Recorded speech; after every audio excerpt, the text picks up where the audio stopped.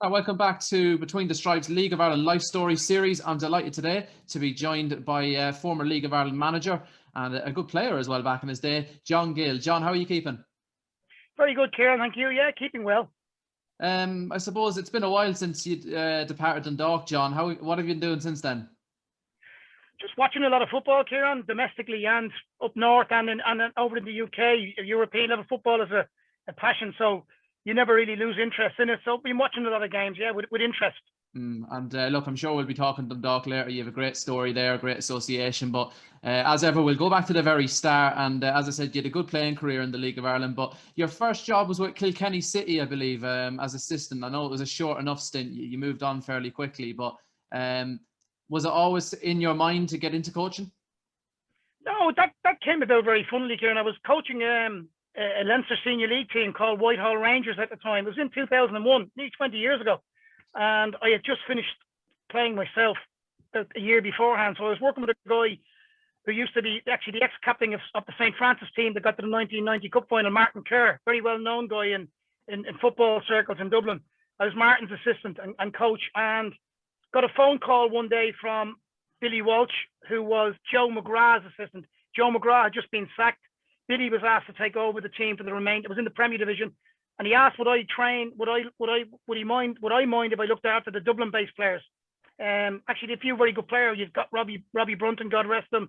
You'd little Derek McGrath. You'd actually a guy that had a very good career in America, Gavin Wilkinson. He's actually, I think he's the CEO of one of the clubs over there now. So there was about 5 or 6 Dublin-based players. They came up and trained with us. Kilkenny got relegated. Billy asked to meet me at the end of that season, and he said, "Listen, the squad is going to be split next year. Would you be interested in coming in as my assistant?" And in them days, you didn't need any badges. There was no Blue Peter badges needed to coach. So I said, yeah, give it a go. And we had a very good, we'd one season there. I would have been involved also with the Leinster Senior League representative side that year. So I knew a lot of the very good Leinster Senior League players. So I got a few of them to join, the likes of Garrett Byrne, Ben Wheelahan, a lot of Brian Rickard, a lot of guys who played in the Leinster Senior League, and we signed them for Kilkenny. I also then would have had a good handle on young players. Very young 18-year-old Billy Hughes, got him to sign that year. He was a revelation.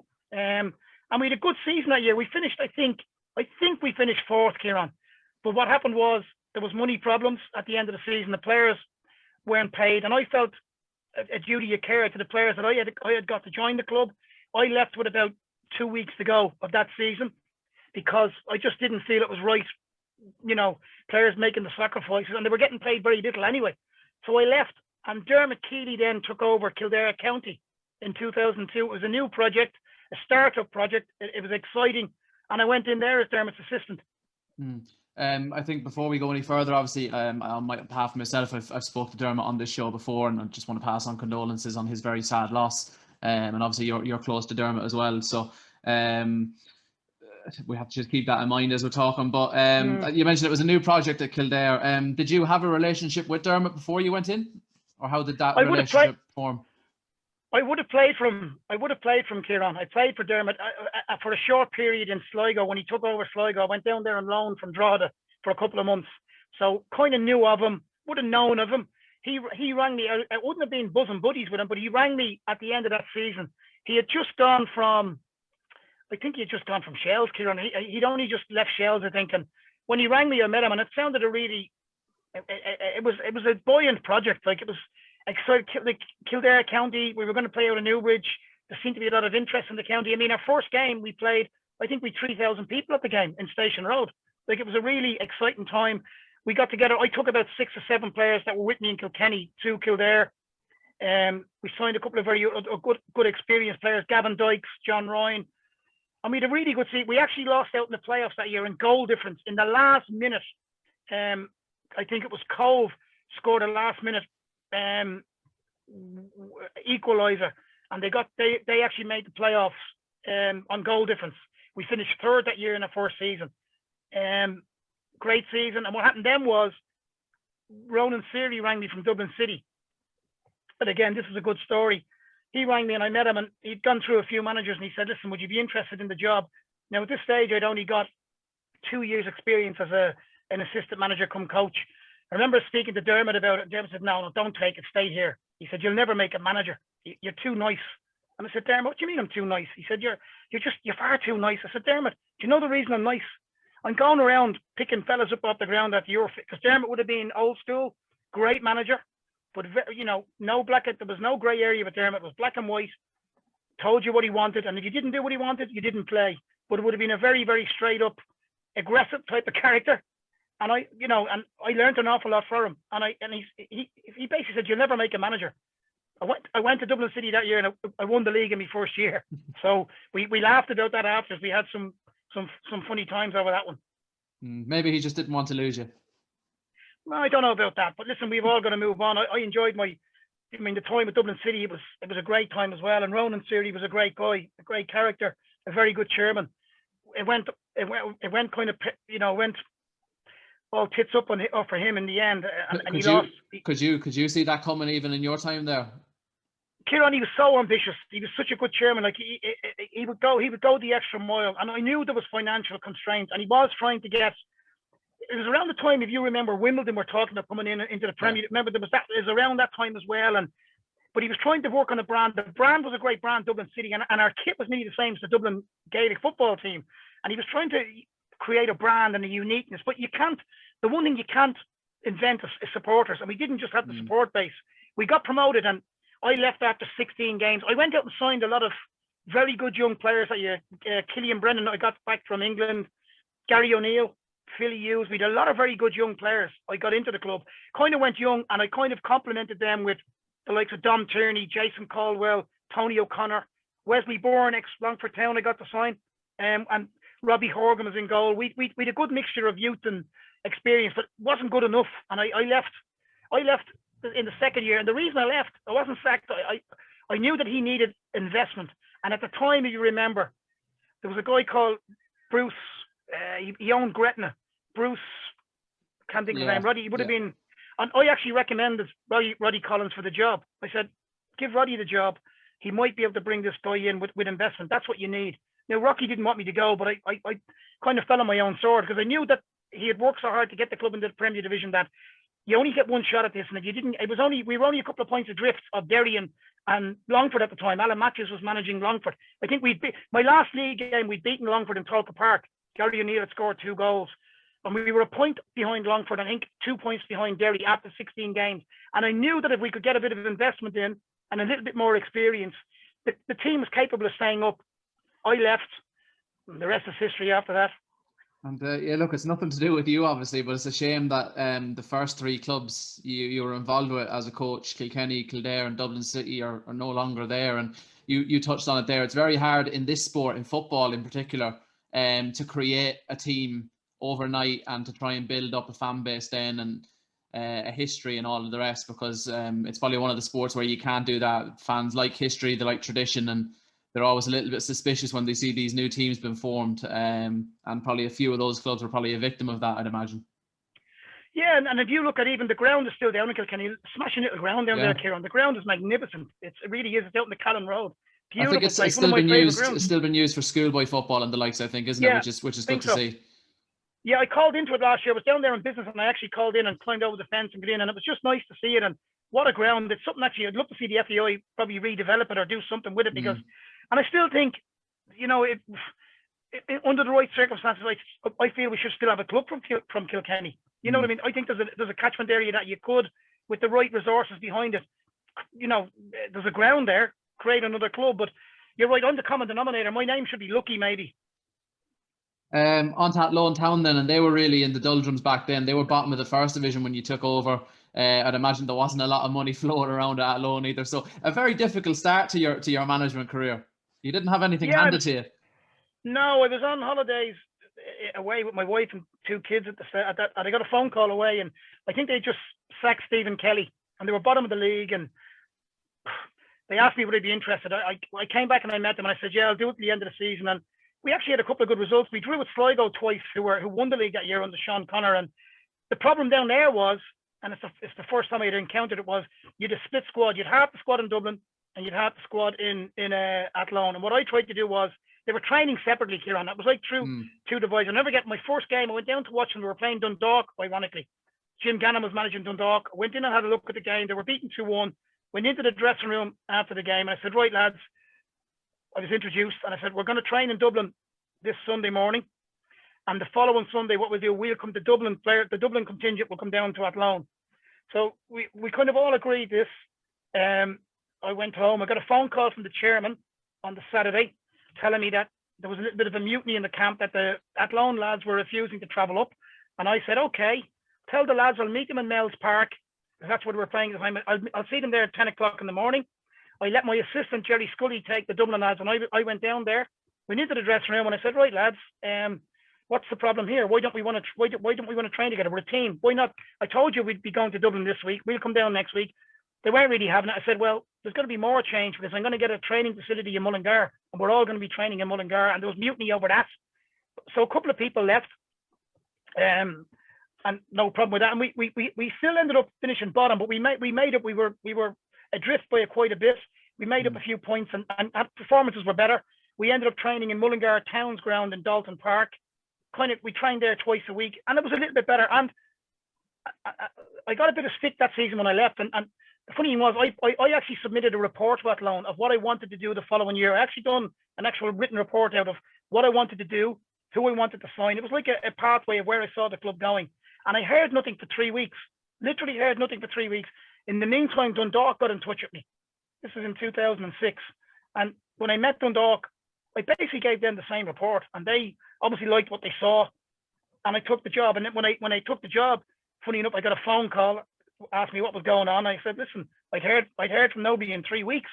Like, you can't just sit around in this game. You've got to be proactive. So I took the Dundalk job in 2006, and it was probably the best decision I ever made. Yeah, look, we'll move on to Dundalk next. You had some near misses in the first couple of years there, promotion wise. 2007 obviously been the most controversial of them. We all know the story there. You finally got it done in 2008, but did you ever think in the first couple of years you wouldn't get that chance to carry on?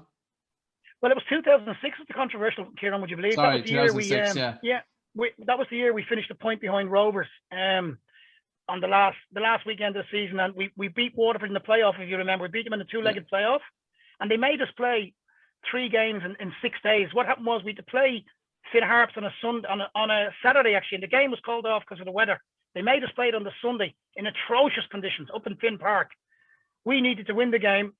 We did. We won it 1-0. We actually stole the game,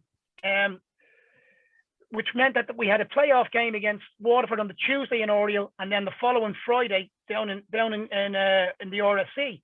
Now at this stage, whoever won the playoff was odds on to go up. So we went into that game. We drew the game in Oriel, and then there was kind of rumblings before the return leg in the RSC that there was this you remember they were doing they were redoing the ream, yeah. But I was told not to worry. We went down to the RSC as underdogs, and we won down there. Trevor Vaughan scored 2 goals. So we all thought we were promoted. We brought down about 1,000 fans or 1,500 fans. We had a brilliant night down there. We were euphoric. The following week, we're told, no, you're not going up. Galway, you finished 4th. And they rolled out Michael D. Higgins, the present president, to do they rolled him out to the City West to do a PR job. And we'd beaten Galway. I think every team played each other 4 times. We'd beaten Galway 4 times that year. They finished 4th, and they promoted Galway because they said the facilities were better than Oriel, which may have been the case. But then my argument was, why did you make us play 3 games in 6 days? You know, welfare of players, the expense of it. Why have the playoffs at all? Why bother having a playoff if there was nothing tangible at the end of it? That was the year that Mark. Sorry, go ahead. The FAI. Remember, Maxi was going to burn down the FAI. I met him in town. I met him in town yesterday. Actually, great lad. Well, Kieran, this is the true story. I'm down in Portlaoise working. I'm in a cash and carry doing a sales call, and I get a phone call. It's the police on the phone. He's the assistant commissioner now, a guy called John Toomey. I'll never forget it. He said, "Where are you?" Of course, my heart pumped. I'm thinking, what's gone wrong? Has there been an accident? Or he said, nothing to worry about. We need to get you back to Dublin. I said, I'm in Portlaoise. He said, stay where you are. I'm going to get a squad car down for you. And I said, what's wrong? And he told me then, he said, listen, there's somebody after locking themselves in the FAI, and he's demanding to see yourself and John Delaney. So a squad car duly arrived. One of the guards got out and took my car. I'm in the back of a squad car and have 2 motorbikes. It's the only time I've ever been in a cavalcade. And they brought me back to Dublin at warp speed. And we went around to the FAI. Maxi wanted to speak to me and Delaney. Delaney, of course, didn't want to know. He hid. Pat Costello came out with me, I think it was, and we managed to talk Mark down. And after it was finished, John Toomey brought me into the old FAI offices, and I met Delaney, and Delaney proceeded to assassinate me verbally. And John Toomey said to him, how dare you speak to this man like that? He's not coming out and diffusing the situation. You wouldn't even go and speak to the guy. Because Delaney felt that I had been, which I had been very vocal in the papers and in the press about the way we'd been treated, because it was disgraceful. Like, I was going to walk away from football then, Kieran. That's what I was going to ask you. Did all of that make you want to pack it in? It did, Kieran, because I knew that the club we'd worked really hard that year. A lot of good people, Porrick McKeown, Peter Halpin, Jerry Matthews, the owner. There was some really good people there then, and we worked really hard, and the club had been in the doldrums. Like, my first game in charge, we had 400 people at a game, our first home game. By the end of that season, we were bringing 2,000 people. We were bringing, you probably remember, like, we were bringing 600-700 people to away games, more, some of them. And then we were getting 2,500 people at home games. So to deprive the area and the club of that, in my view, was a disgrace, and still is a disgrace. Following year, I was talked into staying on. Following year, we were beaten in the playoff, which was a killer. Finn Harps beat us, and probably deservedly so. But again, highlights, bringing the likes of giving Sean Williams his debut, brought a lot of good young players through. And then the third year, you could write a book of the fairy tale stuff. There's actually, I'm not sure if you've ever seen it, John. There's a brilliant documentary on YouTube by David Lennon. He was in school at the time, and he was putting together a video package for the last couple of games of the year. And he actually captures on the final day of the season the drama, and it's actually very, very good. I must send it on to you. I think you'd enjoy having a look at it. Well, Kieran, all I remember of that game is that we again, this is probably well known. We started the season very well. We got a lead. Shells, Dermot Keely, ironically, was managing Shells, and they probably got the same resources we had. He had a good side. They kind of started to roll us, reel us in a bit. Fingal were full time that year in the league. They finished third. We beat them that year. I think we beat them twice and drew with them once. But Shells started reading us in, and there was 5 games to go, and we had a game against Wexford. And it was down in Wexford, but it was a double weekend. So we had a game on the Friday and a game on the Monday. Pat Scully was still manager of Shamrock Rovers. I'm mentioning him because I'll tell you what happened next. We went down to Wexford, and I thought Wexford were struggling. And a bit sillily on my part, I left out a few of the senior players because I wanted to keep them fresh for the Fingal game on the Monday, which was a big game. So I left out the likes of Aidan Lynch, John Flanagan. I rested a few senior players, thinking that I'd have enough in the squad, but we got beaten 3-1. It was terrible. So on the way back on the coach, there was 2 directors that used to come with us. They were telling me not to worry, don't be. I said, I'm not panicking. We've, Shells are a point behind us now. We've enough in the tank. But I knew it was a big game on the Monday. I got a phone call on the Saturday from, I won't say who, but another well-known League of Ireland manager saying, John, you're going to be called to a meeting before training tomorrow, and you're going to be sacked. And I said, what? He said, you're going to be sacked. And he said, they've offered the job to Pat Scully. And I said, you're joking me. So I couldn't, listen, I rang the assistant. I said, listen, I think we're going to be called to a meeting. Saturday night, I got a phone call. Can you meet us before training tomorrow? So we went up early, set training up, and I was brought into the boardroom, and the full board were there. And I brought my assistant with me, and I was asked, have you lost the dressing room? I said, where is this coming from? I've had 3 absolute unbelievable seasons here. With 4 games to go, I feel we're going to win the league. I still feel we've enough to win the league. And they said, well, we believe you've lost the dressing room. So, well, that's not true. And I said, can I ask a question to Jerry? To Jerry Matthews at the time. I said, Jerry, has anybody in this room spoken to Pat Scully about my position? And Jerry, in fairness, wouldn't know who Pat Scully was, but a few other heads ducked down when I asked that question. And Jerry actually asked, who's Pat Scully? And I said, well, he's the former manager of Shamrock Rovers who left last week. He parted company. And I said, somebody here, I've been led to believe that somebody here has spoken to him and met him. Jerry claimed he knew nothing about it, and I've no reason to doubt that. I said, listen, I haven't got time for this nonsense. I'm going down to take a training session. And they said to me, can we speak to the players before training? I said, no, you can speak to them after training. So I went down, I gathered the players around. I asked every one of them. Now, again, you're always going to have some players who aren't happy, but they all seem to be, to a man, listen, we don't know where this will come from. We trained, and then I left, and they met the players up in the boardroom. And the conversation lasted about 3 minutes before Aidan Lynch, who was the captain. The players got up and they walked out. They said, we're right behind the manager. We played on the Monday night, we won. And I know we drew against Limerick, and we won the league in the in injury time with the famous goal from Limerick, but you don't win a league over injury. You win a league over a season. And even now, you still get some supporters there saying I was lucky. You don't get lucky over 36 games or whatever it was. So we won it, and I kind of knew then. I didn't engage with the board after I had that meeting on the Sunday, and I should have handled things differently. I could have been a bit more mature about it. I wasn't. I buried my head in the sand. And I said, "Fuck yous," you know. And I didn't engage with the press up there. I didn't engage with the board, and I heard nothing after we won the league for 3 weeks. And then I got a phone call asking me would I like to reapply for my job again, and I said no. So, do you anyway, regret listen, that? I 3 weeks. Do you regret it? I probably wouldn't have got the job if I'd applied for it anyway, Kieran. But I regret not being given the chance to take the team into the Premier Division, because I felt I had 3 very good seasons up there. My win ratio was over 53%. If you look at my record in Dundalk when I managed them, like I had an unbelievable record over 3 seasons, and I just love the club, the supporters, the great people up there. You're up there now. It's a passionate town, fantastic football club. So I do regret that I wasn't given the chance to carry on the work that I started. Yeah, like obviously I knew the kind of circumstances around you leaving the club, but I never knew that story before with 4 games to go in a season. That's incredible. So that's true. That is a true story. That's why we do these shows. We love to hear these stories. But I suppose after that you didn't manage on your own again in the League of Ireland. Was that because you were hurt by what happened and you decided you were done with managing, or did you just not get the opportunities?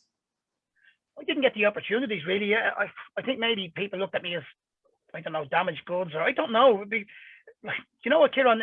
I've in the first division, I've won it twice as a player, and I've won it twice as a manager.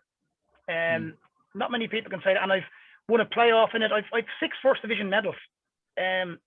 Not saying I know, but there is a way to get out of that division. There's a certain way to get out of it, and I know, and I fully believe I know the way to get out of it. And it's not all about resources either. It's a number of collection of things.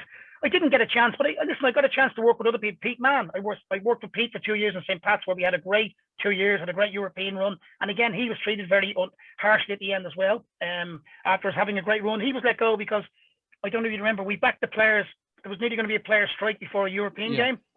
The night before it, the players were meeting the owner to work out bonuses. And again, disgraceful in my view. Pete was got rid of because of that, and we got to the final of the Setanta Cup that year. Finished in Europe, the European places twice. Pete's let go. I went with Trevor Crowley then to Rovers. And again, I'm probably the enduring theme here, because Trevor got sacked in August, and he had won 3 trophies the year before. But I didn't know Trevor, but I enjoyed working with him. I left when he left, because that's something I do. I don't hang around. If I'm working with somebody, that I would be intensely loyal. Which some people tell me is I'm silly being, but I don't regret the way I am. I have principles, and I have certain principles, and I'm an intensely loyal person no matter what I do. So worked with Trevor there for a year. Went to Bray for 6 months with Trevor. That was interesting with the 2 O'Connors being there, Dennis, and that was an interesting period. We lasted 8 or 9 games there. Went to Pete Mann, then again went back to Drogheda, former club of mine, for 2 years. Got them promoted in our first year in the playoff, and then got the phone call from Vinny 2 years ago. So it's been a roller coaster 20 years this year. The Drogheda one in particular, was that a bad dressing room? Yeah, being honest. Yeah. And if you speak to some of the players there, they'll blame me. I'll blame a couple of individuals there, because we had a great dressing room the year before. Some of the players are still there, like Connor Kane, Mark Doyle. We gave them their debuts. Jake Hyland, those boys are still there. Great lads. We probably, Pete would be the first to admit this.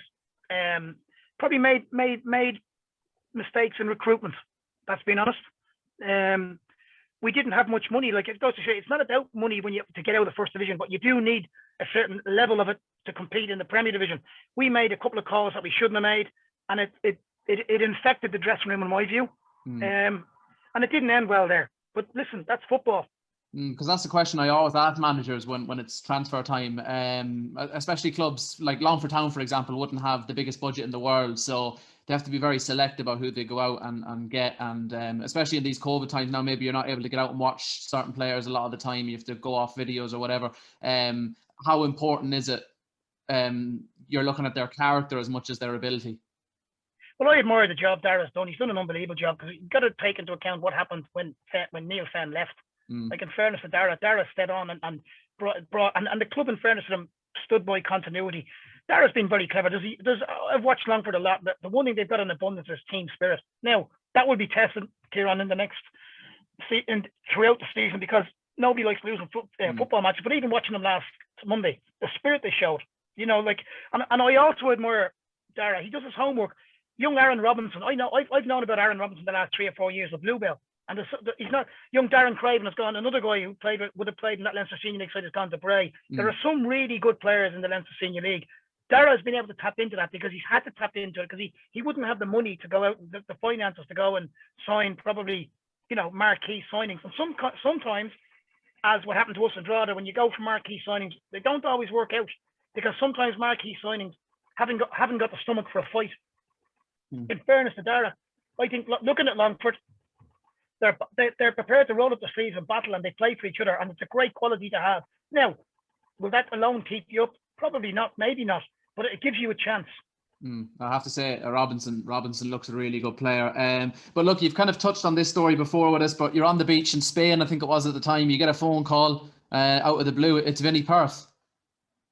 Yeah, again, in Fuerteventura, one of my favourite haunts, but got a phone Vinny, and I'd signed Vinny as a player in 2007, Kieran. Not many people know this, and he didn't play that much for me. I couldn't get him fit. He had an injury, but I released him at the end of that season. I let him go 2007. I signed Vinny to ride shotgun with Sean Williams, a young Sean Williams. Vinny was going to be a holding player. Vinny was great. I always knew I liked Vinny's character. Didn't know him well, but I always liked he wasn't particularly well liked by other players, which is good. But because he's straight up, and he had a determination about him, and he was a winner. And I knew I did crop of young players in Dundalk, and I wanted a strong character like that in the dressing room. I wasn't afraid to sign strong characters, and we had a few of them. So I got a phone call from Vinny. I would have kept in touch with Vinny. Sorry, when I kind of left Drogheda, and actually the Malahide job. I recommended Vinny Perth for the Malahide job. I got him that job in Malahide, and he's done a great job there. He got them promoted, and then Stephen Kenny came in for him in 2013. Actually, it was just after I left Pats. I recommended him for the Malahide job, and he done a great job there. Then he went with Stephen, and I'm watching I would have spoken to him through business, actually, through work. Wouldn't have been bosom buddies, but would have had good chats with him. I got a phone call then in Fuerteventura, and he said, "Well, I'm away." And he said, "Listen, Stephen Kenny had resigned, I think the day before, very unexpectedly. He was going to obviously the Irish '21 job. Vinny and Vinny didn't know anything about it, but he had spoken to the club, and he said, "Listen, I don't obviously have a pro license. I'm trying to get on the pro license course, but we'll need a pro license coach." And he was being inundated with phone calls from other people trying to offer their services. I said, "Listen, I'm back. I'm back this week. I'll speak to you on Friday." So when I came back and I met him, we met up in the City North Hotel. We had the same kind of philosophy. I was always inquisitive of what had made an elite dressing room. Like to see, inquisitive of see what really makes elite players. What sets them apart. So it was a great opportunity to go in and see the way this works. So I spoke to the American owners, spoke to Vinny, and I was happy to go in and give him a dig out and help the club, because I go back to what I say, I have an affinity with the club. I think it's a brilliant club. So for me to help with the continuity of the changeover, I knew my role. So I was like, I wanted to go in and help two young guys who were going to, and both of them I said both of them will go on to have fantastic careers, Rory and Vinny. So and our first year we did an unbelievable year. Like, people think there's a fallacy, a chimpanzee could manage that group. No, they can't. Like, actually, it's a more complex managing with egos, and not egos, but with the talent that was in that dressing room, and the fact that Stephen had gone. But people seem to forget it wasn't all about Stephen Kenny. Stephen got a huge amount of credit, but there was also good staff there. There was Vinny Perth had a huge part to play in it, and the players had an even bigger part to play in it. So most of them players were staying on. People thought it was the Stephen Kenny show. It wasn't. It was the club. The club had a big part to play in it. The supporters, the players, the staff. So, but to go into that job and fill those shoes, and he did that, and we were penalty kicks away from doing a clean sweep. Yeah. It was a magnificent year. I like the point you brought up there, because it was one I often heard at the time when things were going so well at Dundalk. Anyone could manage that group of players, really. It's just about keeping them ticking over or whatever. Well, have a look now. Have a look last year. Have a look now. That's the point I was just going to raise with you. It's not that simple. I know all of the players that were with you aren't there now, but that's still a group of top class players, and it doesn't look as organised and as structured as it did under yourself and Vinny.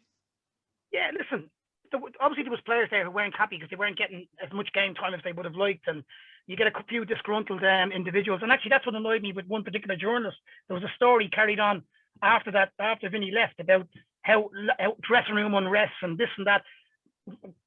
Yes, there was a little bit of unrest, because you're always going to go unrest in any dressing room because of people not playing and disgruntled individuals, and a lot of people who off the pitch, who weren't players, also sticking in the roar as well and trying to unsettle things. And there wasn't, in my view, a balanced view given. It's only now, be careful what you wish for. Look what's happened since. Now, okay, they qualified for the Europa League, and I was thrilled to see that. And they won the FAI Cup, but let's be honest, the league results have been poor since Vinny Perth didn't lose a home game in a year and a half in charge. Didn't lose one game. We lost 2 games in our tenure there in a year and a half. 2 games of football, and then he's sacked because in some people's eyes he's not deemed suitable, or he's not deemed. Listen, I feel it was a mistake then. I still feel it was a mistake now. Could we maybe been better on certain things? Absolutely. Vinny knows that more than anybody. But I still feel he should have been given a chance to carry through the job he was meant there to be. Like Vinny assembled that squad that qualified for Europe last year. And if you go back to the College game, if you really watch it back, and I've watched it back a number of times, we gave away a bad goal just before half time. Pat Hoban hits the post in the second half. If you have a look at all the stats and in the game, we gave away 2 late goals. If Pat Hoban's header goes in, I think we win the game. Now, some people will tell me you're delusional, but I was there watching it. I know what I was watching. Would we have got through? I don't know. But I still think with the draws after that, I still think Vinny was capable of getting the side through to the group stages. 2 things I want to pick up on what you've just said there. First of all, you totally dismissed that yourself and Vinny lost that dressing room, because, as you said, that's what was in the press after you left. And second of all, you've touched on it there as well, interference from outside forces. How big was that interference? And look, again, if you read some of the papers, they say Vinny lost his job because he didn't make substitutions he was told to make. I'm sure you probably don't want to say too much. It's Vinny's story to tell, but what can you tell us? Listen, I think it's documented there was interference. I don't really want to go too much into it, Kieran, because I don't think it's the time, and I don't think the club has been dragged through the mud enough as it is. It's a tough time for that football club at the moment. It breaks my heart to see it. I don't like seeing it, but the club, like there was a certain amount of interference. There's no doubting that. It's well documented. Vinny has gone on record to say that, and it was difficult for him. And I felt sorry for him as a young manager, because I was a young manager once, but I never had to put up with. Bar at the time, I'm telling you about when you're called in on a Sunday, and it's not nice when your professionalism and your knowledge is taken into question. You're always open to criticism, but it's got to be balanced. Got to be balanced. And I go back to what I say. There were players probably unhappy because we had a big squad. But Vinny signed that squad with a view in mind. We were going to be challenging on four fronts. If you look at the year before, we'd 4 centre halves. All of them played over 25, 26 games. We rotated a lot the year before, and it kept people fresh and it kept people on their toes. But that does upset certain players, and you will always get a couple of players, 3, 4, maybe 5 players who aren't overly happy. And if you ask them, are they happy? They're going to tell you no. But if you ask the guys that are in the team, are they happy? You invariably get a lot of yeses. As I said to you, there was a lot of stuff written about, which was all coming from one way. They didn't actually ask. I was never asked at the time. Now maybe people felt that he'll gloss. I wouldn't have glossed over. I've never glossed over anything in my life. I would have told it like it is. But I wasn't asked the question. What's gone on there, or has there been an interference? Like, people just don't write things and spout things without following up and doing due diligence. That's my opinion. So you don't feel that you lost the dressing room? Listen, there was probably individuals that we lost in it, Kieran, but you're going to lose that in every dressing room. You telling me last night, you look at Hazard last night, or if you look at any dressing room, that you're telling me the Shamrock Rovers dressing room at the moment is overly happy. The players, everybody's happy there. It doesn't happen like that. Football doesn't work like that. You're always the hardest people, the easiest people to keep content are the 11 that are playing. The hardest people to keep happy are the 11 maybe that aren't playing. And that's maybe where, maybe we could have you could make the odd mistake, and maybe we should have maybe been a bit, I don't know, like Stephen Kenny seems to have the knack of doing that. Vinny does as well. I just feel that too much was made out of nothing. You go back to his record or our record, We didn't lose a home game in a year and a half. We lost 2 games in the year and a half. Sometimes be careful what you wish for. And look, I promise this will be the final question on Vinny, because it's your story I'm here to talk about today. But are you surprised to hear him say that he would consider maybe going back to Dundalk given the level of interference there was last time? I'm not privy to maybe conversations that he's had with other individuals. I think anybody, until you work in Dundalk and you work in the town and you work for the football club, like I was there for 3 years. The easiest thing for me would have been said when I was asked back to say no, the way I was treated. But the football club has a hold on you up there. It's just a great club. So I think Vinny would go back to help the club, because it's heartbreaking to see the way it's going at the moment. Yeah. It's not good to see it, because there's good people there, but they've lost a lot of good people behind the scenes as well, Kieran. There's an awful lot of people gone from behind the scenes who did a lot of great work, people that people wouldn't even know. So and it's hard to pull it back when you're in a downward spiral. It's hard to pull it back. Now I think it's capable of being pulled back, but it's going to take a lot of hard work. Yeah, because as I said, I was walking up the town yesterday and I bumped into a couple of Dundalk fans, and we were just chatting about what's going on. And I just said that it feels like the buzz that was in the air has kind of gone out of a bit. And that is heartbreaking. Obviously, I'm a Longford fan, but when I moved up here a couple of years ago, I always got that sense of buzz walking up the town. Even on a Monday afternoon, there'd be people wearing the jerseys, the businesses have had the flags out, everyone's talking about Dundalk, everyone's talking League of Ireland. You don't get that in other towns. It's very unique. And just a personal view, it seems to have seeped away a little bit at the minute. So that is heartbreaking. It is, and it's slowly but surely losing its soul. And I hate to say that, because I love the football club. So if you're asked, if you've had an association with that football club and you're asked back to help in some way, shape or form, I think you're honest. You'll say, yeah, I will go back and help it. Some people might say no, but that's I know what that football club means to people up there and what it means to me and other people. So until you're in those shoes, you can't judge. You can't say, well, I know people might have said they were surprised. I wouldn't be surprised by Vinny saying that. I think he's speaking from the heart. And look, as you said earlier on, you've got the knack when it comes to the first division. And that's not to say you couldn't do a job in the Premier, but if a club was to give you a buzz this year from the first division at some stage, would you consider going back into management? Listen, I'd never say never. I'm coming up to 58. I tell you what I will say is I'd be a better manager now than I was 20 years ago. 58 now. I've coached or managed in over 500 games. That's what I like. And again, I'm not everybody's cup of tea. I'm like Marmite. I'm not. I realize that you're never going to keep everybody happy all of the time. But I am honest. I'm hardworking, and I'm a better person now and more experienced now. Which I think you definitely gain more knowledge as you get older, and you would deal with certain situations differently, and you learn things. And I've learned an awful lot by working with the likes of Pete Mann, Dermot Keely, Trevor Crowley, some really good managers there. Vinny Perth. So you're always adding to your knowledge.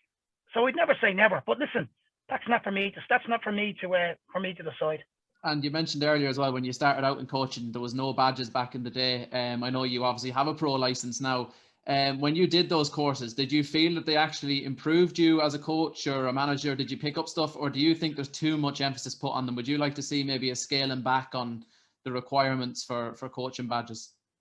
Well, look at the messes at the moment. Look at the hassle that Dundalk had and Filippo and all that's gone around that. And I just think, listen, Dermot Keely, Jim McLaughlin didn't have badges. Did that make them bad managers? Now, all I can tell you is that since I done my I was on the first pro license course in 2007. I qualified at the end of 2008, just after Dundalk. I haven't worked as a manager since, so it obviously hasn't helped me. Now, it's not to say that I haven't learned things off it. The course was, some of the coaching courses are very, very good, and you do pick things up. Where I learned most of my stuff was myself and Pete Mann would have gone on club visits ourselves. I remember we went to Stoke City when Tony Pulis was there, and Nigel Clubb was in Derby. We spent a week at our own expense. We went over and spent 3.5 days in each club, access all areas. Pete Mann was able to organise that through Terry Conroy, a former Irish international who was associated with Stoke. And that's where you pick up stuff. And I've gone on club visits myself. And I'll do the same again going forward. I will go on some club visits again myself, because I think you can learn a lot from that. I'm not saying you don't learn a lot from doing coaching courses, but I just think it sometimes can create robotic coaches. You've got to be thinking on your feet. You've got to be, you've got to show a little bit of initiative at times. Pro license coaches don't show you how to be a good man manager. That has to come from within.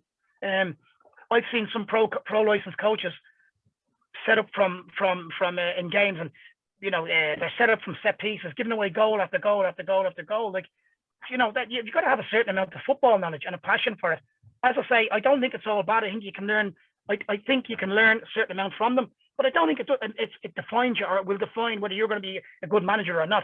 As I've mentioned to you there, the likes of Dermot Keely, Jim McLaughlin. Now, you will get some people saying, dinosaur. No, not these guys, let me tell you, could manage in today's football. I'm telling you, again, I was with Dermot was a really abrasive character and abrasive manager. But once you did what you were asked to do, you were the best in the world, and he left you alone. If you weren't following orders and you didn't do what you were asked to do, he could be abrasive, as we all can be. McLaughlin the same. McLaughlin was, people just think that Jim McLaughlin being a lovely individual and nice man, probably one of the most ruthless men that ever managed in the league, and that comes from Dermot Keely. I asked Dermot once about Jim McLaughlin, what was his ruthless? He was ruthless. If it was about the team, and if he felt you hadn't got a part to play in that team or couldn't contribute to it, you didn't last too long. Now, you don't learn that on coaching badges. Yeah, and so, it's the young coaches coming up I feel sorry for, because these courses are extremely expensive, and there's very few paid jobs in Ireland. Now, it's great if you're already in with a club who might contribute towards it or pay, but you're a young 17, 18-year-old with an interest in coaching, and you're not attached to a club. You have to put thousands and thousands of euro into it, and there's no guarantee at the end of it that you'll ever see any of it back. No, listen, I think it's 9,000 now, Kieran, for the pro. Dara Doyle is doing the pro license at the moment, along with a couple of other managers, Rory Higgins. It's 9,000 euro to do it. Now, I don't know whether the clubs are paying that or who's paying, but somebody's paying it. It's a lot of money. Now, I just think that, and again, they're churning out, to me, listen, the coach education, they're good people. Neil O'Regan, Craig Sexton, they're great people. They're doing a really good job. And I do think that there is a need for coaching courses, but they just seem to be churning them out. And we'll end up now with a country full of coaches, but nowhere for them to work. Yeah. Like that's what happens. And, you've also got to go and do I've got to go and do 15 hours CPD next year in 2022 to whether, I don't know whether I'm going to do it or not, but if I want to keep my pro license up to date, I've got to do 15 hours, and you've got to pay to go and do those 15 hours. And I know one other pro license manager who said to me, I'm just going to let my license lapse. No, I'm never going to work again, because what's the point in paying money? And those 15 hours could cost you 500 quid, €1,000. Like, for what? So wait, in the expectation that a phone might ring to offer you a job? I don't know. Yeah, as you said, there's still no industry as such in this country. So my final question is, look, you started your playing career in 1986 in the league. Your first management job, as we said, was 2001 with Kilkenny. So even from a coaching point of view, that's 20 years experience. Do you feel the league has come on, and how far has it come in your time, and how much further do we have to go before we have an industry? Listen, I think from a player's point of view, fitness levels and the way players look after themselves, that has come on leaps and bounds. And I think the quality in the league has dipped in the last couple of years. I think it has dipped because I don't know. Maybe it's something to do with COVID, Kieran. I don't know. I think the quality in the league has dipped. Really has been, and particularly this year, I don't think the Premier Division. It really is a two-tier system this year. And it's hard. Like, unless you get investment, we need more people investing. Peak Six have their detractors, but we need more Peak Sixes in the league to invest in the league. I mean, we should really have a 10-team professional league here. If all things being equal, with good facilities. Now, some of the facilities are decent, but if you look up north, Kieran, to any of the grounds up there, they'd leave us standing. Because they're getting government investment. Now, it was good to see Micheál Martin on Off the Ball the other day talking about investment, but talk is cheap. Back it up. Like he's saying that we need to upgrade in academies and upgrade in the facility, and the league needs a leg up. But give the league a leg up. You only have to look at what the money that goes into rugby or Gaelic or horse racing or greyhounds. We get a pittance for our league, a pittance, and yet it gives great value. It gives great entertainment. There's a lot of passionate people in it, like yourself and other people doing great shows trying to promote the league. But I just feel it's left behind from a government point of view and a business point of view. And like, again, I want to see a vibrant league. So if you're asking me, I think the quality probably has dipped a little bit, but I think that the players, in fairness to them, they've looked at, and players are doing the best they can within the resources that are there. Brilliant. John, it's been absolutely fantastic catching up with you today. Great to see you keeping so well. And look, we never know where you might turn up, but you're always welcome to come back and have a chat with us anytime. Thanks, Kieran. Great to see you doing well, and keep up the good work.